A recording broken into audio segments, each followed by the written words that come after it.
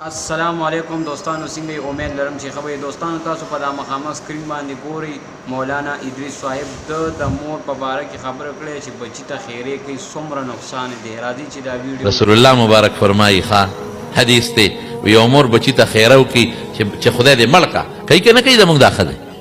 بوډۍ خامخا دا بوډایګانې دا خیرې ډېرې زیاتې کوي توبه و بس دا بوډایګانې نه دي دغه خبره جورابه مخ چې نیولي دا د بجلیګر مولوي صاحب خبره دا ټوله ورځ غیبتونه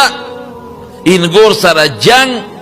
انګور راولي ښه په خوشحالۍ په ګډا ستړي شي ستړی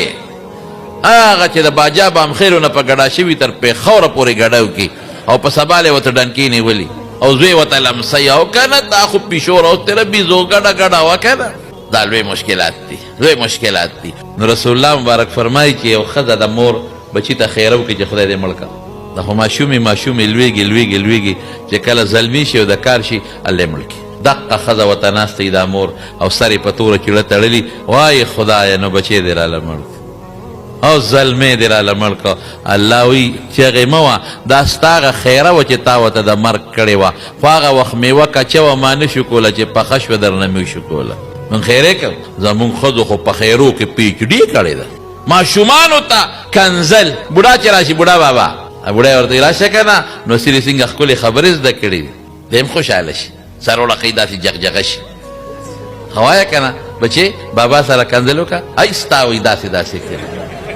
خوشحاله شي ورته څنګه لوسې دې ښکلې خبرې کوي ای زړې پوسکې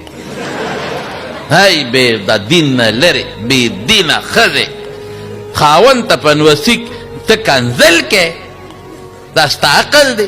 دا ستا سوچ دی دا ته مسلمان یې د خاوند خو ډېر لوی احترام دی نو تا نوسي لمسولی دی نو خاوند ته مېړه ته پې کنزل کې بې وقوفې دا ستا دین دی دا ستا ایمان دی تا چې ته د عالم تقریر نه دی اورېدلی ته د دین نه نه خبر تا ته پلار څه نه دي ښولی د مارولو جنکو تربیت وکړئ هلکانو خو سر خوړلی دی موبایل یې لاس کې نیولی دی اخو جنت ته ورسېدل غټې موبایل یې ورسره دي دغه موبایل به د لاس کې او جنت فردوس ته به رسېږي که خیر موبایل خو مولیان هم غر کړی او طالبان هم غر کړی او ټول خلک یې تباه و برباد کړل